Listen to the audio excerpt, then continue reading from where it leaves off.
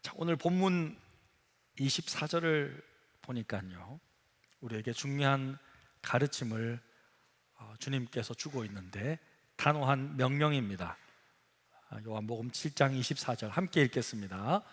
외모로 판단하지 말고 공의롭게 외모로 판단하지 말고 공의롭게 판단하라. 이 구절은 오늘 본문 전체를 요약해서 정리한 결론입니다.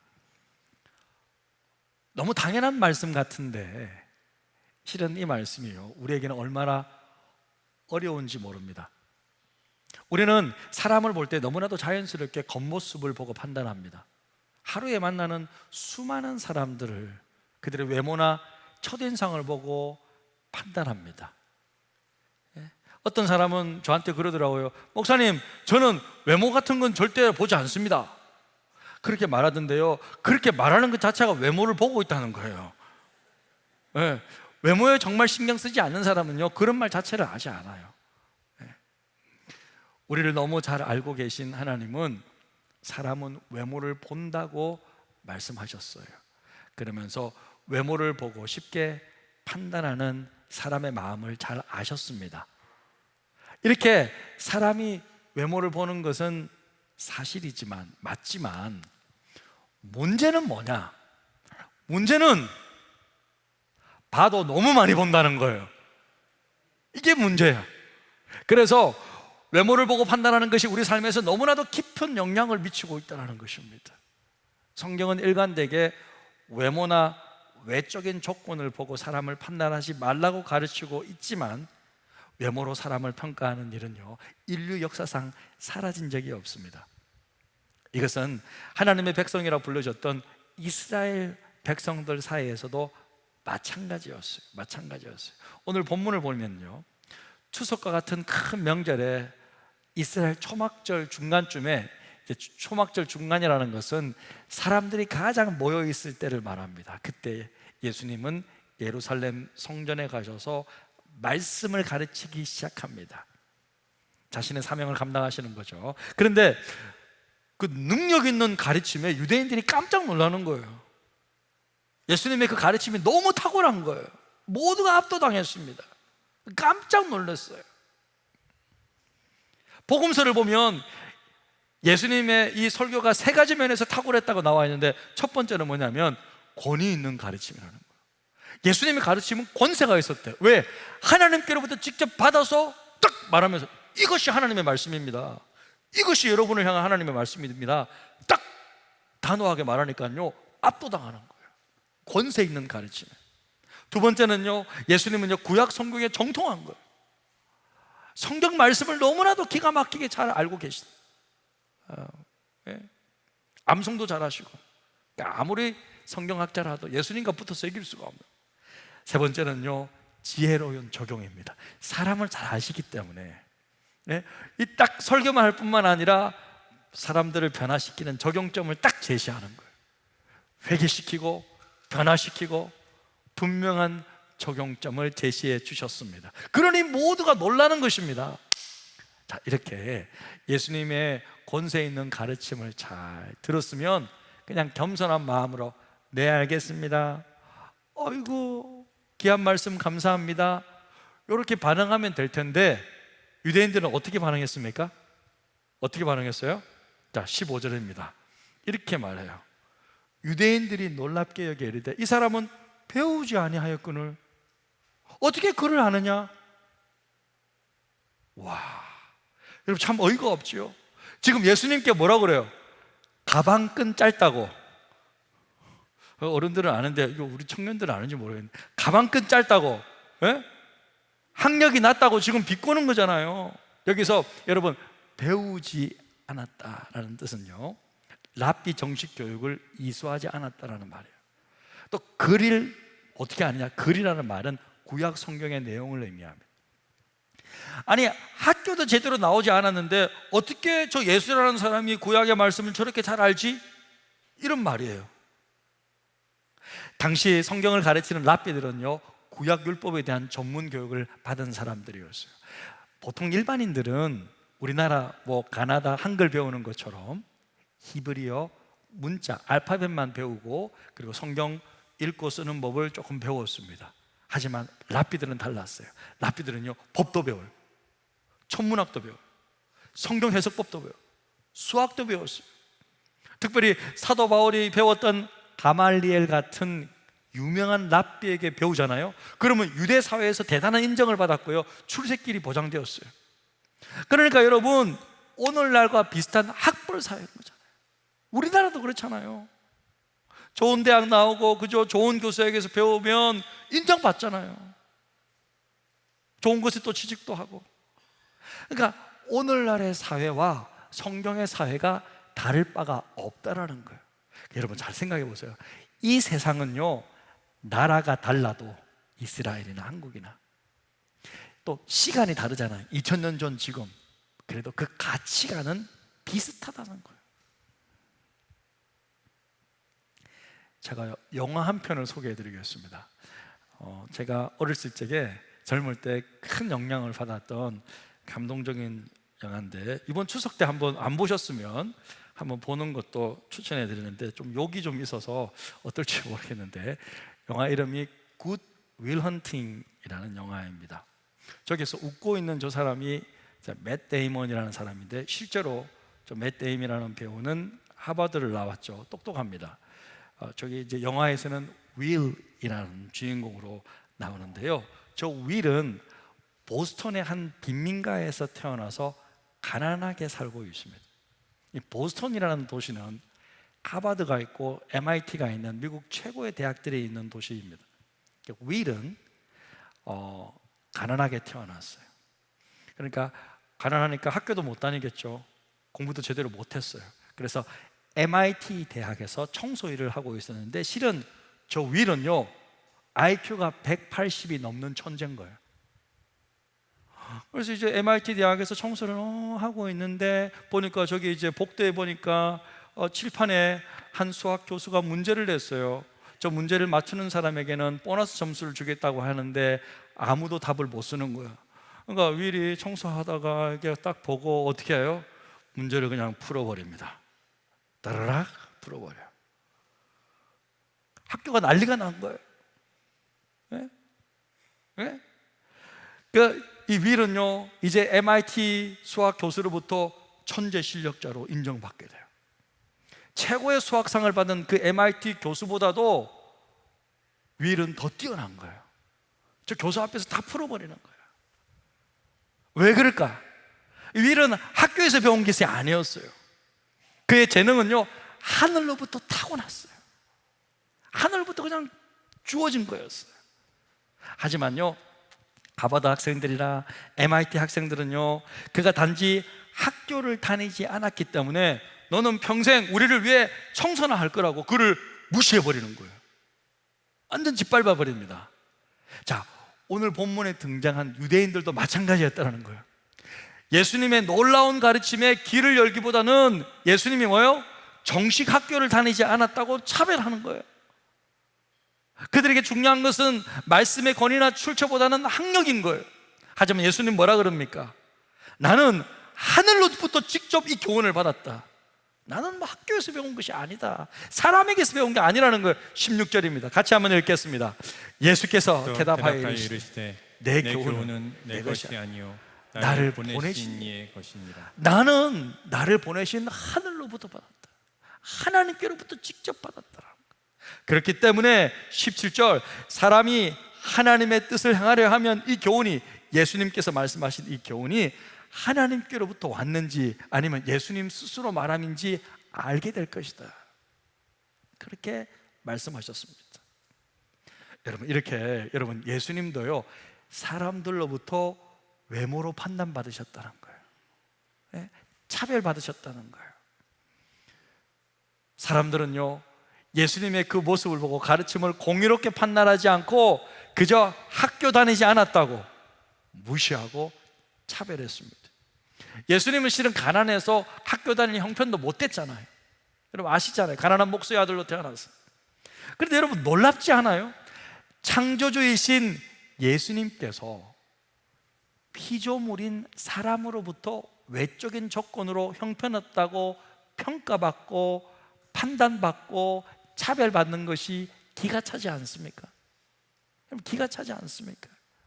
사람들은 하나님을 향해서도 야! 너 어디 학교 나왔어? 하나님께도 이렇게 따진다는 거야. 하나님께도. 사랑하는 성도 여러분, 그렇다면 여러분은 어떻습니까? 여러분은 외모로 판단하지 않습니까? 여러분은 외적인 조건으로 사람을 평가하지는 않습니까? 우리는요, 예쁜 사람, 잘생긴 사람 좋아합니다. 뭐 안 좋아하는 것처럼 안 좋아요? 좋아요, 안 좋아요? 좋아요. 안 좋아합니까? 예? 예쁜 사람, 잘생긴 사람 안 좋아해요? 거기 어디 있잖아, 좋아하잖아요. 좋아합니다. 예. 좋아하는데 문제는 뭐냐? 너무 좋아한다는 거예요. 너무 좋아하는 거야. 그러니까 이런 말 있잖아요. 이쁘면 용서가 다 된대. 이쁘면 모든 것이 용서가 된대. 그렇습니까? 그래요? 진짜 그래요? 뭐 모릅니까?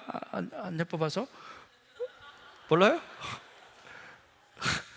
이쁘면 모든 거 용서가 된대. 근데 안 예쁘면 어떻게 되나요? 용서가? 이거 봐, 공유롭게 판단하는 게 아니잖아요. 차별하는 거잖아, 외모로. 얼마 전에요, 교회 형제들이요, 농담삼아 하는 이야기를 제가 우연히 들었어요. 우연히 들었는데 주제가 뭐냐, 대화의 주제가 뭐냐면 우리 교회 자매들 중에 누가 제일 이쁘냐는 질문인 거야. 실제 상황 이렇게 하는 거예요. 근데 내가 지나가다 이렇게 이제 기가 솔깃했어요. 저도. 그러니까 한 명이 누구 아냐? 이렇게 말했어요. 실명을 거론했어. 그러니까 갑자기 상대방이 그런 것 같아. 그러면서 모든 형제들이 동의하더래. 이 자리에 있습니다.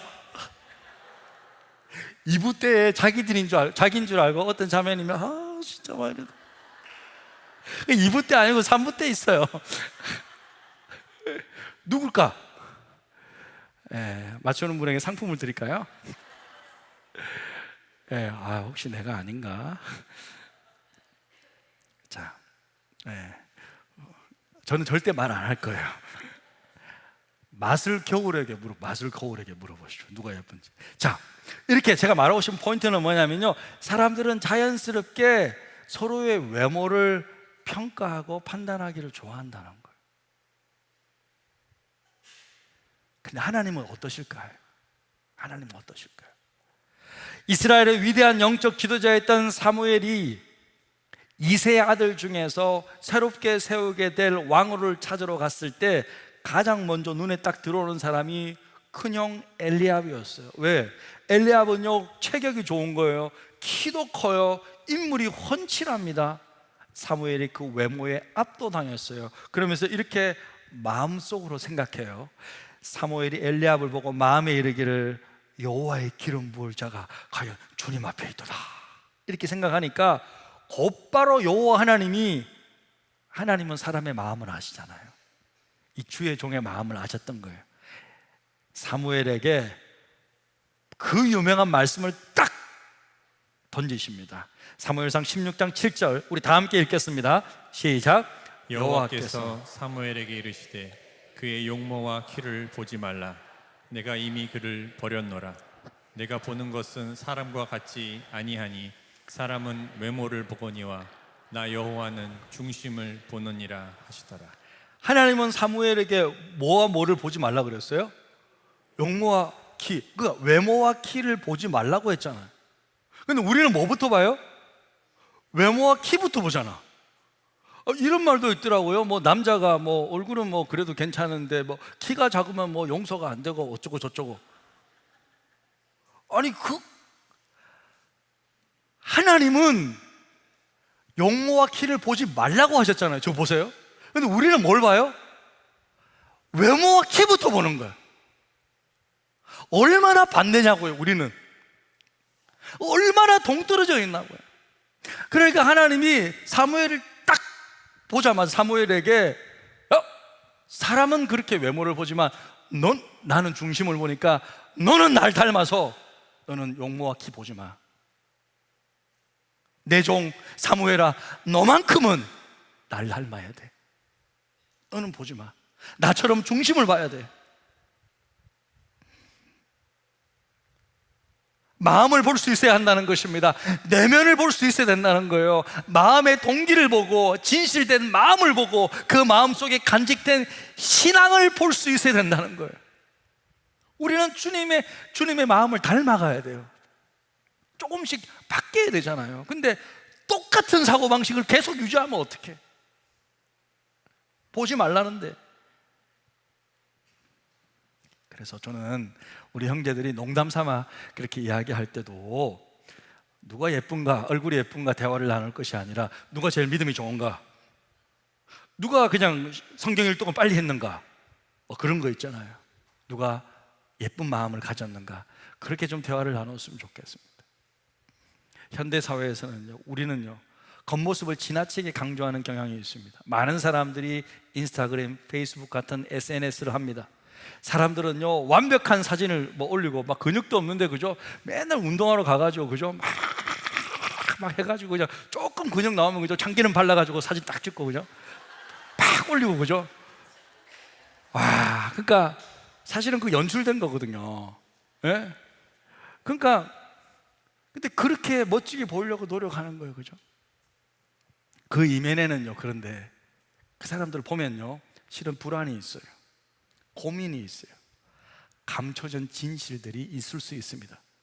많은 사람들이요 자신의 진짜 감추어진 내면을 보여주기 싫은 거예요. 그래서 오히려 더 많이 외모에 포장하는 것일 수 있다라는 거예요. 그래서 여러분, 겉모습만 보고 그 사람의 인생이 멋지다고 단정 짓는 것은 위험한 판단일 수 있습니다. 많은 젊은 청년들이 특별히 외모에 관심 많죠. 돈도 한번 많이 벌고 싶어 합니다. 자기가 하는 일에 좀 성공하고 싶은 마음도 대단히 큽니다. 그죠? 그런데 우리 믿음의 청년들이 가지고 있는 이 마음이 예수 그 십자가의 복음 앞에서 잘 정리되면요 하나님께서 그것을 쓰세요. 정말 쓰십니다. 복음 안에서 잘 정리된 사람들은 쓰세요, 아름답게. 하지만 그렇지 않고 세상 사람들이 생각하는 똑같은 마음으로 외모에 신경 쓰고, 똑같은 마음으로 돈 많이 벌고 싶고, 똑같은 마음으로 성공하고 싶은 그런 욕구들로 가득 차 있으면요 여러분의 믿음 생활에 큰 해가 될 것입니다.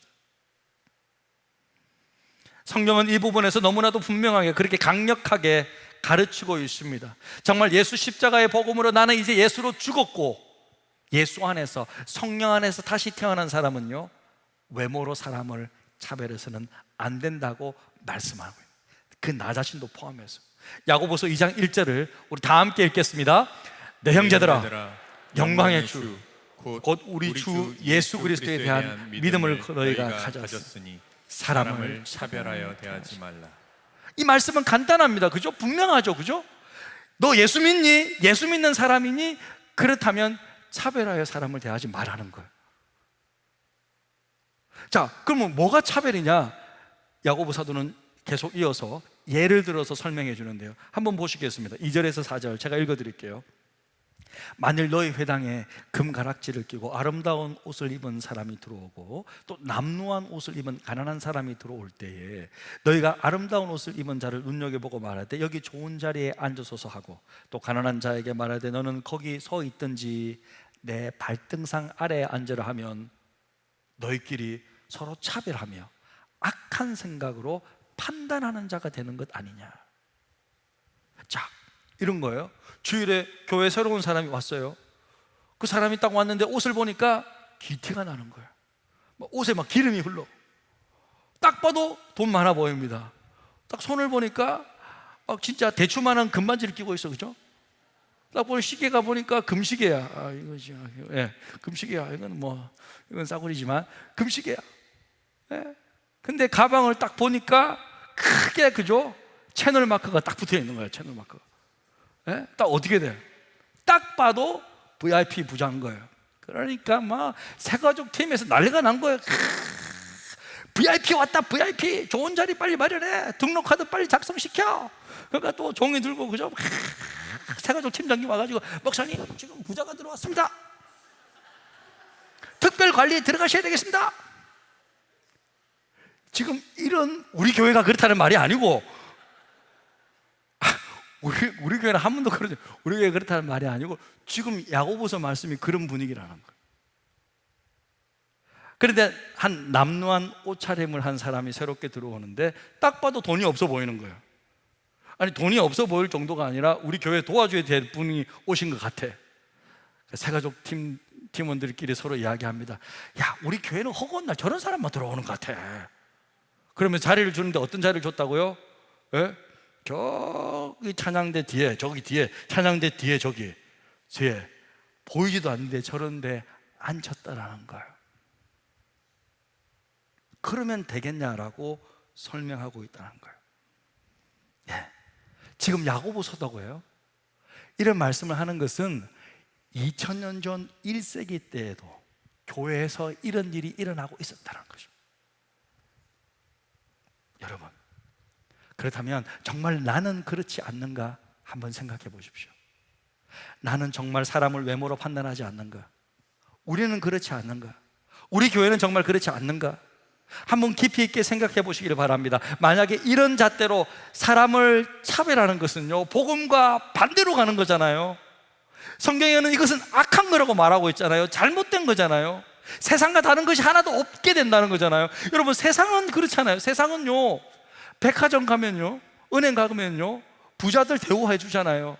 제가요, 참 어떤 일이 있었냐면, 예전에 이제 한국에 집회가 있어서 인천공항에서 조그마한 차를 하나 렌트해서 오는데, 그 목사님한테 선물 하나 사드린다고, 아주 기억나. 현대백화점에 잠깐 들렸다고 가려고 딱 들어가는데, 딱 하는데 갑자기 저를 잡는 거예요.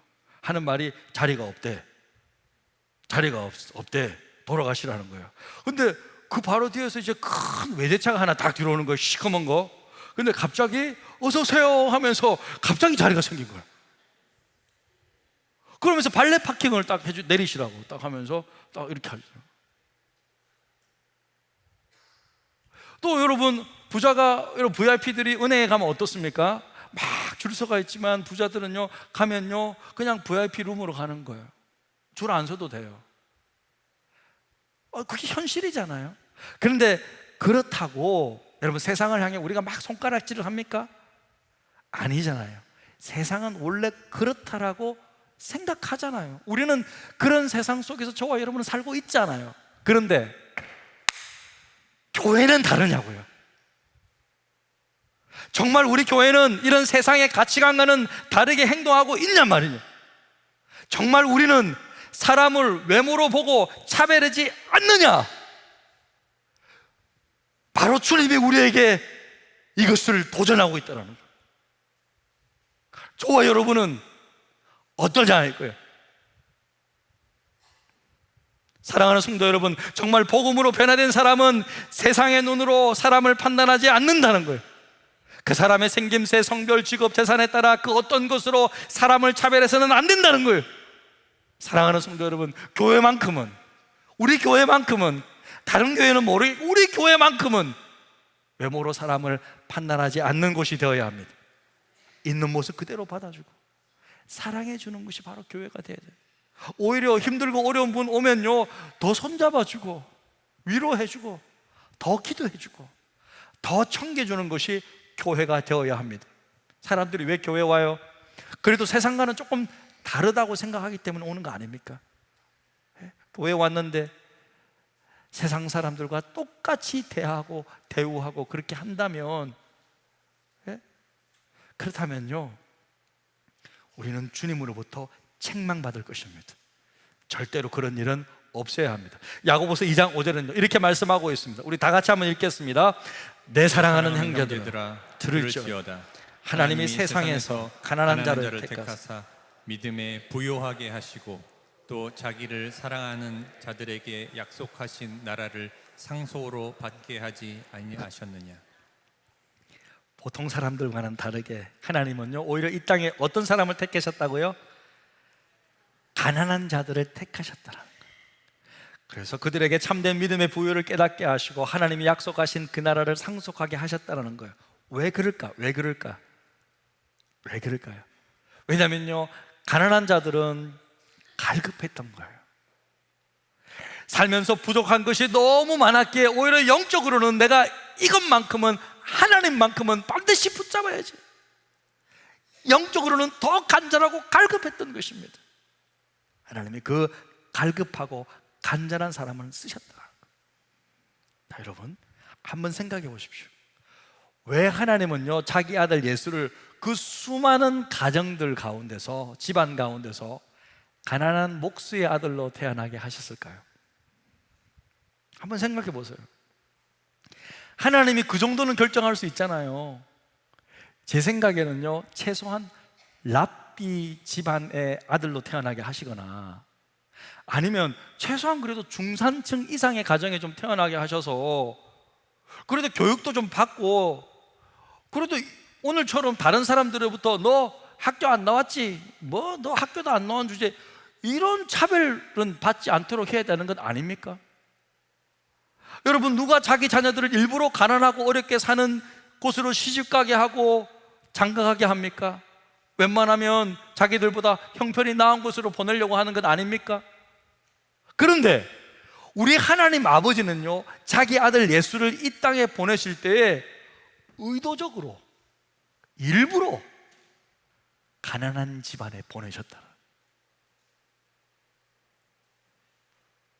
왜 그럴까? 왜?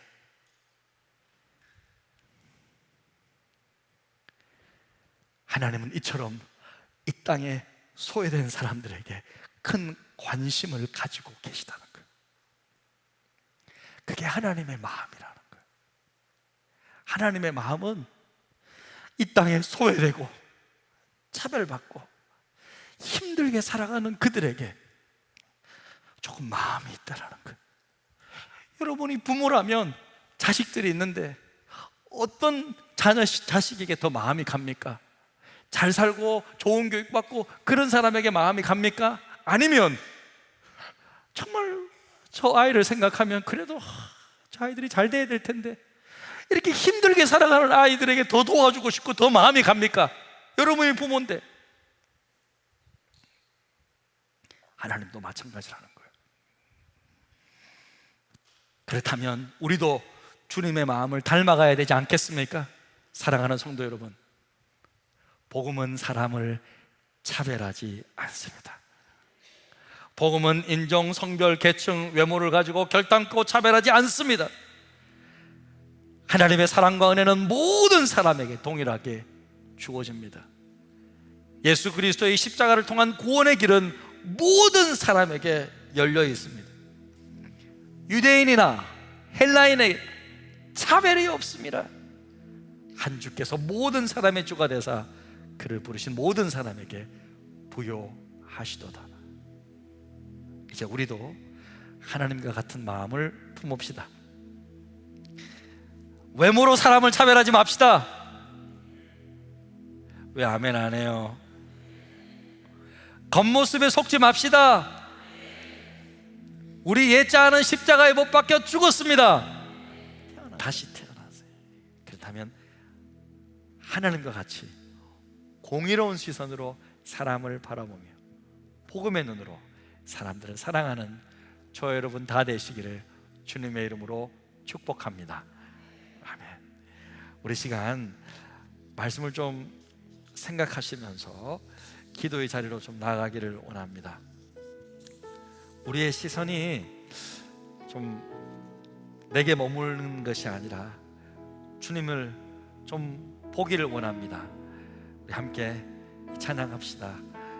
내게로부터 눈을 들어 주를 보기 시작할 때 주의 일을 보겠네.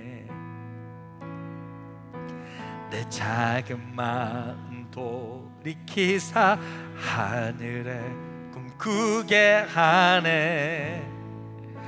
주님을 볼 때 모든 시선을 주님 주님께 드리고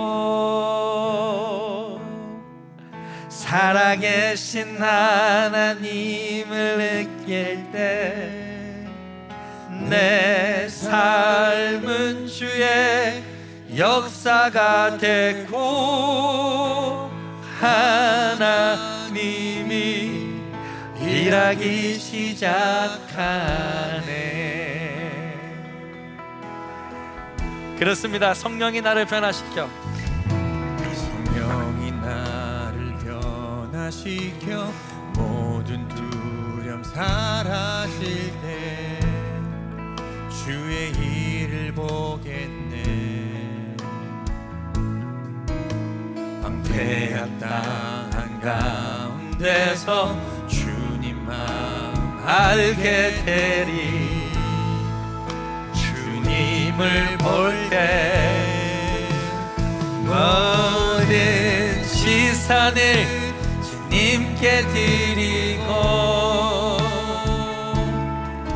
전능하신 하나님을 느낄 때 세상은 주의 나라가 되고 하나님이 일하기 시작하네.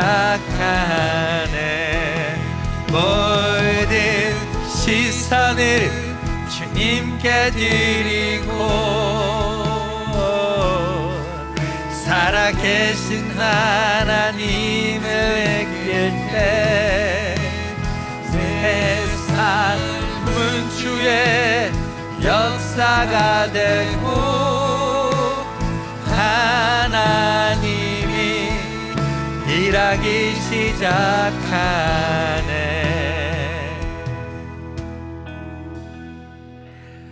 모든 시선을 주님께 드리고